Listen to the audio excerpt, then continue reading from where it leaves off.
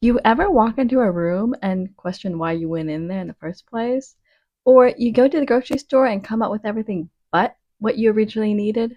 How about you felt great one day accomplishing all the tasks you needed to get done with, and the next day you're extremely drained and exhausted?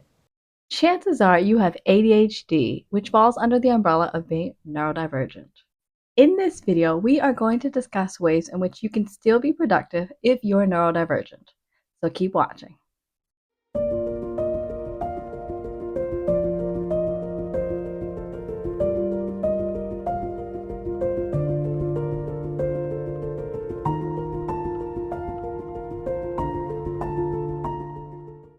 Hello, my lovelies. Welcome to A Writer's Corner with me, Lisa. I'm a writer and ex-teacher, and I use this corner to read, write, teach, learn, and be overall creative. In this corner, we are going to discuss ways in which you can still be productive if you are neurodivergent. The word neurodivergent comes from neurodiversity. Neurodiversity refers to the different and unique ways in which certain individuals' brains develop. People who are neurodivergent do not function or think like those who fall under the normal category. Because of this, your traditional classroom may not suit them, societal norms and expectations may not pertain to them, and such individuals need accommodations. Sadly, for those of us who are neurodivergent, I'm self diagnosed with ADHD, by the way, there's no treatment nor cure. Instead, we have to find methods and techniques that make life easier for us in a world that caters to the norm. If you need more information on being neurodivergent, check out the video up here. In terms of productivity, it may be hard for us to start and finish a task. I want to share with you 10 techniques that work for me in hopes that it'll help you be more productive and finish the things that you have set out to do. The first thing to do is to make a to-do list. It's normal to forget things when your brain, or my own, is juggling so many things at one time. Therefore, to ensure that you don't forget important tasks, make a to-do list. Then check off or scratch off each item as you complete them. It's important to do this right away, be it a work list, a chore list, and even a grocery list, so you don't forget important things. And the more you do this, the more of a habit it'll become, and you'll be able to accomplish more and more of the things that you need to get done. So make a to-do list. The second technique is to prioritize. This goes along with the first technique. After you have made your to-do list, I highly recommend tackling the task that either has the most closest approaching deadline or is the longest, hardest one to complete. Not only will this make the other tasks feel like a reward because they are 10 times easier once you have finished the longest, toughest one. However, be aware that this means the bulk of your energy will be spent on this important task. If you're unsure of what I mean, think about a time that you had to complete a project. Say you decided to create a journal.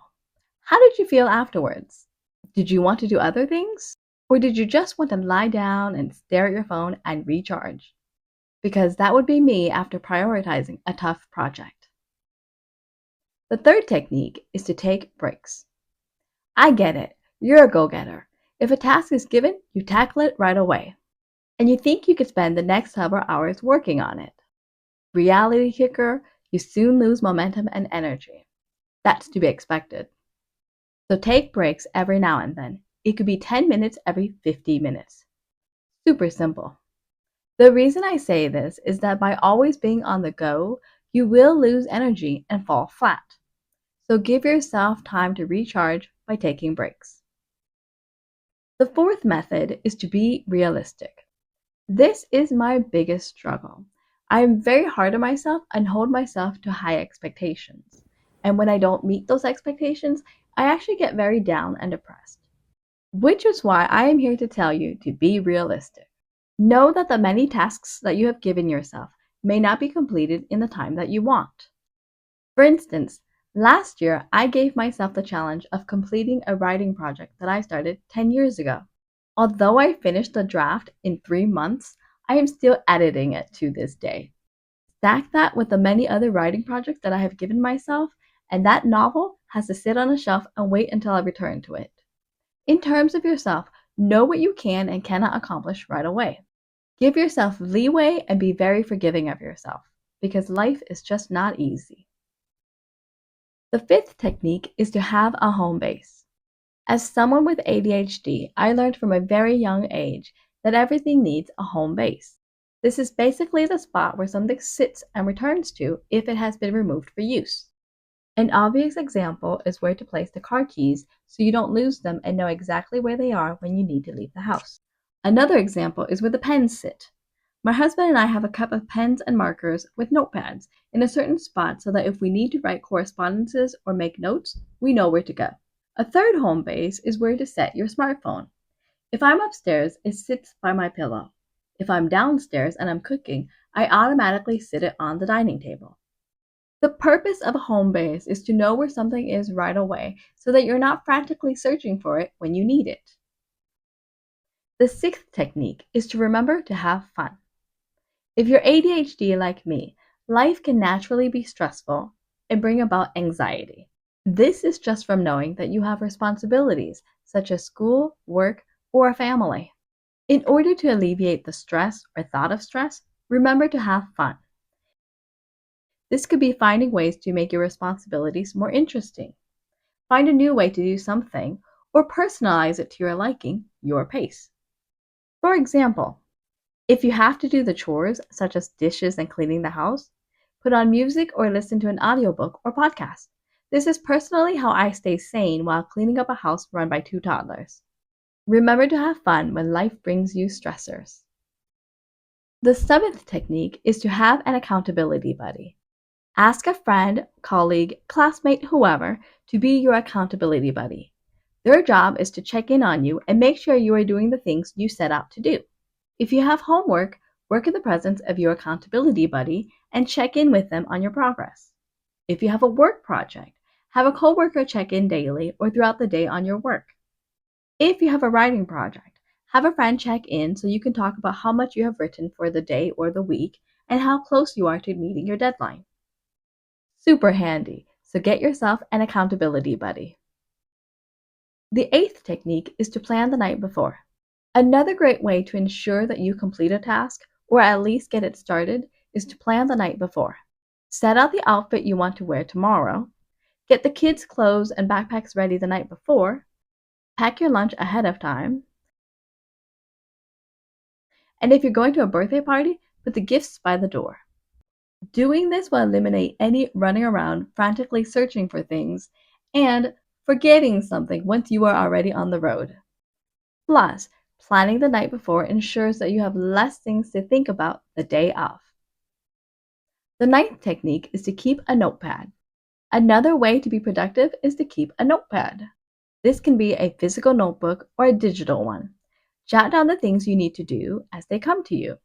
This way, you're not relying on your memory and you can check off or delete the tasks as you complete them. Such notes could be things to grab at the grocery store, Wow. a project you may need to complete at home, a get-together reminder, heck, even what you're going to make for dinner after work or school. Again, keeping a notepad eliminates the need to remember something, and you can jot it down as soon as it comes to you. The 10th technique is to have rest days. Lastly, give yourself rest days. With a brain that's always on the go, like the Duracell bunny, you're going to need days in which you can rest. Again, need. Trust me, I think I could do things for a week straight and then I find myself crashing, unable to do anything on the weekends. And these are then my rest days. Heck, I may even use evenings to do nothing. Rest days are days for you to recharge. These are days for you to do absolutely nothing. So go read a book, hang out with friends, watch a movie, play on your phone, whatever helps you to relax and recharge. I have to add a disclaimer. You may need to train yourself to relax.